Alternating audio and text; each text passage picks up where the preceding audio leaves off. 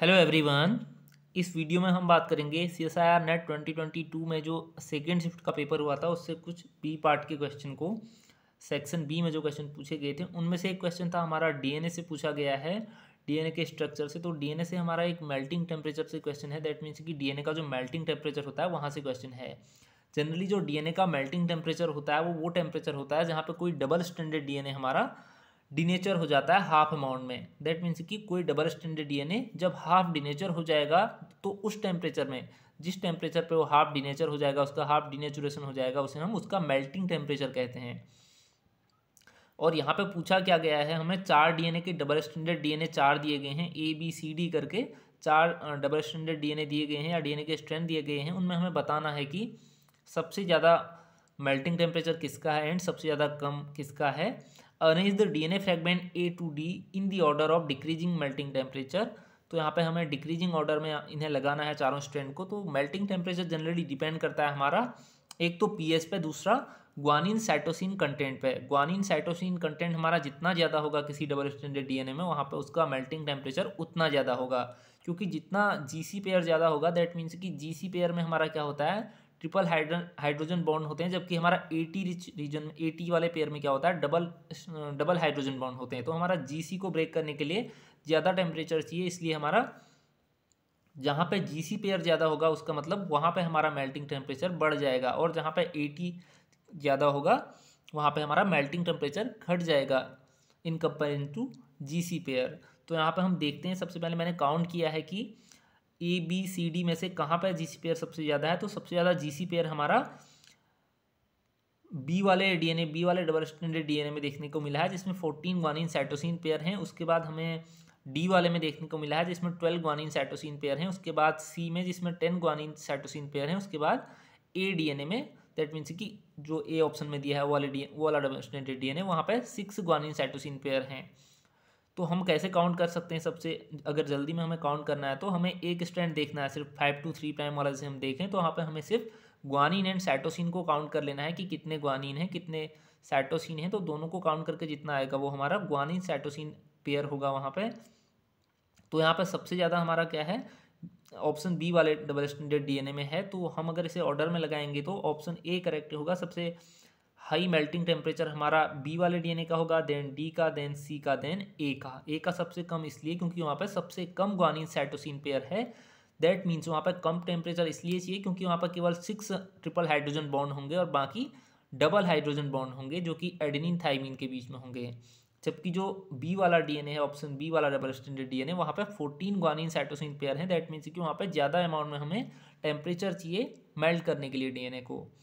तो यही इसका बेसिस है, हमें इस तरीके से क्वेश्चन करना था। हमें मेल्टिंग टेम्परेचर पता होना चाहिए कि किसे हम कहते हैं और वो डिपेंड किस पर करता है। यहाँ पे सिर्फ ग्वानिन साइटोसिन पेयर की बात की गई थी, लेकिन हमारा जो मेल्टिंग टेम्परेचर है वो हमारे सॉल्यूशन का आयनिक स्ट्रेंथ होता है उस पर डिपेंड करता है और उसके पीएच पे भी डिपेंड करता है। तो इसका करेक्ट आंसर होगा ऑप्शन ए, सबसे ज़्यादा बी का होगा, देन डी का, देन सी का, देन ए का। उसके बाद कुछ दूसरे क्वेश्चन देखते हैं। ये हमारा क्वेश्चन है न्यूक्लियर प्रोटीन ट्रांसपोर्ट से। यहाँ पर क्वेश्चन पूछा गया है, signal sequences direct proteins to the correct intracellular location. That means कि अगर हमें प्रोटीन का ट्रांसपोर्ट करना होता है तो वहाँ पे प्रोटीन के टर्मिनल एंड पे एक सिग्नल सीक्वेंस होता है जो कि स्पेसिफिक होता है किसी सेल ऑर्गेनेल के लिए या किसी पाथवे के लिए। Which one of the following sequence is typically used to import protein into the nucleus. जो न्यूक्लियस का प्रोटीन ट्रांसपोर्ट है वो एक तो एक्सपोर्ट होता है, एक इम्पोर्ट होता है। दैट मीन्स कि एक्सपोर्ट में हमारा क्या होगा, न्यूक्लियस में जो न्यूक्लियोलस में राइबोसोमल जो फैक्ट्री है वहाँ राइबोसोम बनते हैं, और न्यूक्लियस में हमारा क्या बनेगा, एमआरएनए और डिफरेंट टाइप के आरएनए बनेंगे। तो आरएनए को हमारा प्रोटीन सिंथेसिस के लिए कहाँ आना होता है, साइटोसॉल में आना होता है, और राइबोसोम को भी। तो हमारा राइबोसोम और एमआरएनए हमारा जो न्यूक्लियस है उससे बाहर आते हैं, एक्सपोर्ट होते हैं साइटोसॉल में, इसे हम कहते हैं export.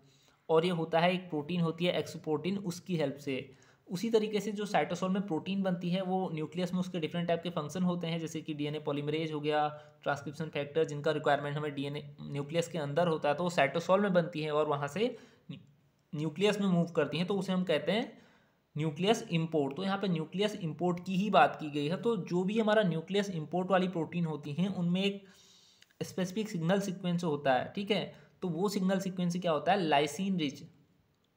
Internal lysine rich sequence होता है। तो यहाँ पे इंटरनल लाइसिन रिच सीक्वेंस हमें ऑप्शन ए में देखने को मिलता है, जहाँ पे 3 लाइसिन साथ में हैं। ये नॉन क्लीवेबल होता है क्योंकि यहाँ पे तीनों लाइसिन साथ में है, यहाँ पे कोई एंजाइम अटैक नहीं करता और नॉन क्लीवेबल होता है। और ये इंटरनल होगा। जब भी किसी प्रोटीन सीक्वेंस में या पेप्टाइड पॉलीपेप्टाइड में हमें लाइसिन कंटिन्यूसली देखेंगे तो उसे हम कहेंगे लाइसिन रिच सीक्वेंस। और जो न्यूक्लियर इंपोर्ट प्रोटीन है उसमें भी लाइसिन रिच सिग्नल सीक्वेंस होता है। तो इसका करेक्ट आंसर होगा ऑप्शन ए। उसके बाद दूसरा क्वेश्चन हमारा है, ये हमारा आइलैंड बायोजियोग्राफी से अगेन एक क्वेश्चन है। इसमें पूछा गया है, select the correct statement from the option given below to complete the following. In the 1960s experiment were conducted to test the theory of island biogeography. तो एक एक्सपेरिमेंट किया गया था, पूछ रहा है आइलैंड बायोजियोग्राफी पे। The main finding of these studies indicate the over a long period of time dot. तो यहाँ पे जनरली आगे स्टोरी दे दी है। इनके मेन कहने का ये मतलब है कि over a long period of time क्या फ़र्क पड़ता है हमारा पॉपुलेशन में, इतना ही है। तो हमें फिल करना था। अगर हम किसी आइलैंड की बात करें तो वहाँ पे एक लंबे समय के बाद क्या फ़र्क पड़ेगा नेचुरली, ये पूछने का मतलब है। तो पहला ऑप्शन है, the rate of extinction and colonization are not equal to each other. That means कि rate of extinction as well as immigration, या जैसे हम कोलोनाइजेशन कह सकते हैं, वो एक दूसरे के इक्वल नहीं होगा। एक टाइम पीरियड में, एक लंबे टाइम पीरियड में एक दूसरे के इक्वल नहीं होगा, जो कि इनकरेक्ट है। ऐसा नहीं हो सकता क्योंकि अगर रेट ऑफ एक्सटिंक्शन ज़्यादा हो जाएगा और इमिग्रेशन कम होगा तो वहाँ पे पूरी तरीके से एक्सटिंक्शन हो जाएगा, जबकि ऐसा नहीं होता। उसके बाद है the colonisation rates gradually exceed extinction rate. ऐसा भी नहीं हो सकता क्योंकि वहाँ पे एक्सटिंक्शन नहीं हो रहा है और कोलोनाइजेशन हो रहा है, ऐसा नहीं हो सकता क्योंकि वहाँ पे एक लिमिटेड रिसोर्स है हमारे पास, लिमिटेड एरिया है, लिमिटेड लैंड एरिया है। तो वहाँ पे एक कंपटीशन हो जाएगा। तो वहाँ पे बिना एक्सटिंक्ट हुए स्पीसीज का अदर स्पीसीज सर्वाइव नहीं कर सकती, तो वहाँ पे एक्सटिंक्शन होना भी जरूरी है। तो वहाँ पे कॉलोनाइजेशन या इमिग्रेशन ज़्यादा हो जाएगा लेकिन एक्सटिंक्शन नहीं होगा, ऐसा नहीं है। तो ये भी ऑप्शन हमारा इनकरेक्ट होगा। उसके बाद है rate of extinction, the overall rate of colonisation will be balanced by the rate of extinction. तो यहाँ पे कह रहा है कि जो ओवरऑल रेट ऑफ कॉलोनाइजेशन है या इमिग्रेशन है will be balanced by the rate of extinction. ये बात सही है क्योंकि इमिग्रेशन और एक्सटिंक्शन ऐसी प्रोसेस हैं जो किसी कम्युनिटी में या किसी आइलैंड में, जो आइसोलेटेड आइलैंड है, वहाँ पे बैलेंस करती हैं स्पीसीज या पॉपुलेशन के नंबर को। तो ऑप्शन सी हमारा करेक्ट होगा, the overall rate of colonisation will be balanced by the rate of extinction.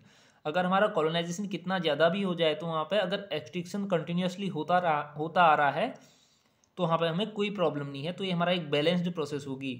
तो ऑप्शन सी यहाँ पर करेक्ट होगा। उसके बाद है एक option, rate of colonisation will continue to increase while extinction rate will decline. ऐसा नहीं हो सकता, बैलेंस होना जरूरी है। तो ऑप्शन हमारा सी करेक्ट होगा। उसके बाद है, select the correct combination of factors which drive the extinction vortex. That means कि एक्सटिंक्शन इवेंट को कराने वाले कौन कौन से फैक्टर हैं जिनकी वजह से एक्सटिंक्शन इवेंट होता है, बड़ा एक्सटिंक्शन होता है। जैसे कि हमारा बहुत सारे जियोलॉजिकल एराज या पीरियड हैं जहाँ पे मेजर एक्सटिंक्शन इवेंट हुए हैं, तो उसी की ये बात कर रहा है कि कौन से फैक्टर हैं जो एक्सटिंक्शन को बढ़ावा देते हैं। तो पहला है reduced population size, loss of genetic diversity and inbreeding. तो अगर पॉपुलेशन साइज हमारा रिड्यूस होगा तो वहाँ पे चांसेस ज़्यादा होंगे कि वो जल्दी एक्सटिंक्ट हो जाए, ये बात सही है। दूसरा है लॉस ऑफ जेनेटिक डाइवर्सिटी, अगर नंबर ऑफ जीन और उनकी अलील कम है, वहाँ पर डाइवर्सिटी ज़्यादा है तो वेरिएशन कम आएंगे। अगर वेरिएशन कम आएंगे तो वो नेचुरली सिलेक्शन उसका नहीं हो पाएगा और वो सर्वाइव नहीं कर पाएगा। तो ये भी एक फैक्टर है हमारा एक्सटिंक्शन के लिए। उसके बाद इनब्रीडिंग है। इनब्रीडिंग का मतलब होता है अपनी ही पॉपुलेशन में ब्रीड करना। तो इनब्रीडिंग में भी हमारा वेरिएशन नहीं आते। तो ये तीनों चीज़ें करेक्ट हैं। आगे ऑप्शन देखते हैं, immigration, fragmented habitat and inbreeding.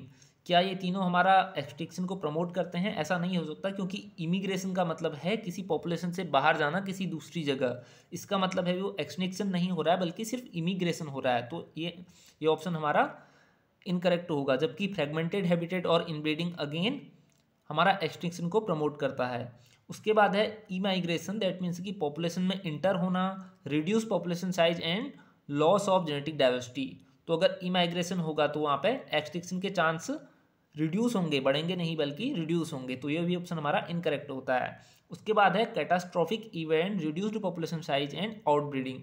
तो यहाँ पर जो हमारा कैटास्ट्रॉफिक इवेंट है वो बात सही है कि कुछ विनाशकारी घटनाएं, जैसे यहाँ पर लिखा है तो उनकी वजह से एक्सटिंक्शन हो सकता है, पॉपुलेशन साइज रिड्यूस होगी तो एक्सटिंक्शन हो सकता है, लेकिन आउटब्रीडिंग अगर होगी तो एक्सटिंक्शन के चांस कम हो जाएंगे, क्योंकि आउटब्रीडिंग से हमारा क्या आता है, वेरिएशन आते हैं।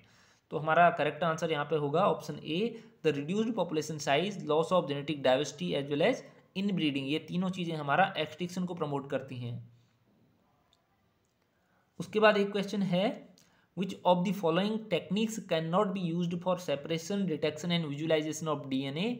तो यहाँ पे अगर डीएनए के सेपरेशन, डिटेक्शन एंड विजुलाइजेशन तीन चीज़ों की बात की गई है, तो इसमें से हमें देखना है। सबसे पहले है वेस्टर्न ब्लॉटिंग, जो कि डीएनए के लिए यूज होता ही नहीं है। वेस्टर्न ब्लॉटिंग को जनरली हम इम्यूनो ब्लॉटिंग भी कहते हैं, जो हमारा किसी पर्टिकुलर प्रोटीन के आइडेंटिफिकेशन के लिए या उसे सेपरेट करने के लिए यूज किया जाता है। तो यही ऑप्शन हमारा इनकरेक्ट होगा या करेक्ट होगा, दैट मीन्स कि ये हमारा डीएनए के लिए यूज नहीं होता है। जबकि पॉलीएक्रिलमाइड जेल इलेक्ट्रोफोरेसिस का यूज़ करते हैं हम डीएनए के फ्रेगमेंट को सेपरेट करने के लिए।